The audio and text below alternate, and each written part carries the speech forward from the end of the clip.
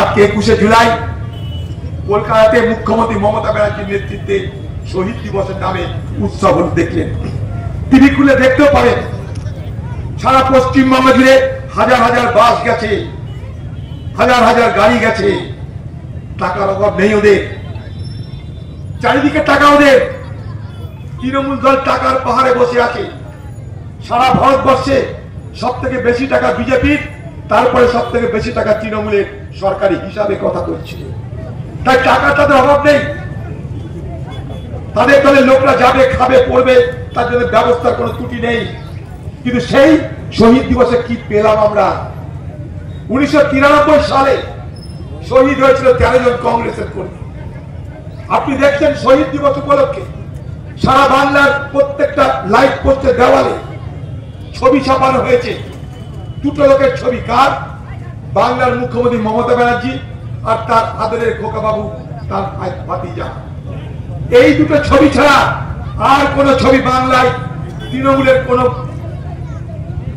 কোন কাট আউটে আপনারা দেখতে পাবেন না, তৃণমূলের কোন পোস্টার দেখতে পাবেন না। এমনকি তৃণমূল দলের যিনি রাজ্যের সভাপতি, সেই হতভাগ্য সভাপতি, তারও একটা ছবি কোথাও জায়গা করে নিতে পারেনি। এমনই তৃণমূল পার্টি, শুধু দুটো লোকের ছবি, তারা শহীদ দিবস পালন করছে। কিন্তু যে 13 জন যুবক 1953 সালে গুলিতে লুটিয়ে পড়েছিল, সে 13 জন শহীদের একজনের ছবি কি কোথাও আছে? তৃণমূল দলের পক্ষ থেকে একজনের ছবি, একজনের নাম কোন পোস্টারে লেখা আছে না। কারণ তারা নাটক করে শহীদ দিবস পালন করে।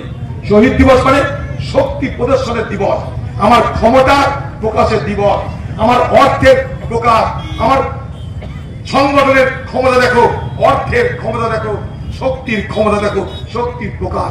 আপনারা জানেন, আজকে পুলিশ বন্ধুদের বলছি, অনেক পুলিশ বন্ধু এখানে আছে, সে অপরাধীদের রক্ষা করছে। একটা মুখ্যমন্ত্রী, সে অপরাধীদের বিচার চায় না। একটা মুখ্যমন্ত্রী, আপনি না বলেন মামাটি মানুষের রাজ্যের আপনি মুখ্যমন্ত্রী।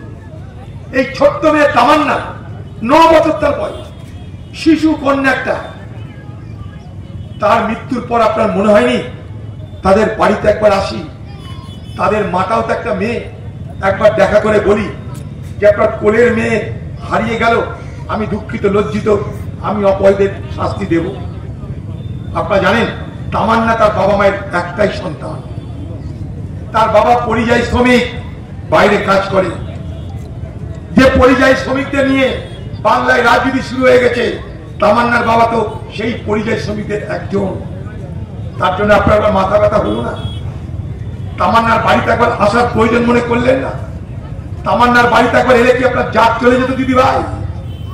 আপনি লন্ডনে গিয়ে, স্পেনে গিয়ে সরকারি টাকা খরচ করে সেখানে এর সঙ্গে তার সঙ্গে দেখা করছেন, ঘুরছেন, নাচানাচি করছেন, গান করছেন, একবার তামান্নাকে দেখতে আসতে পারলেন না?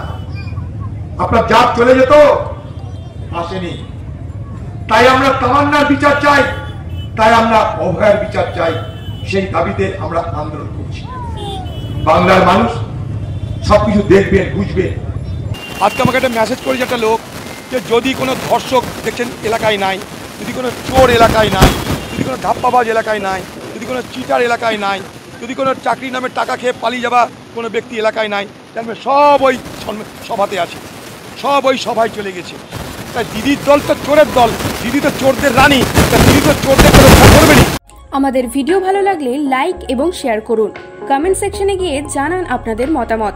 আরও ভিডিও পেতে আমাদের চ্যানেল সাবস্ক্রাইব করুন এবং প্রতি মুহূর্তে খবরের আপডেট পেতে প্রেস করুন বেল আইকন।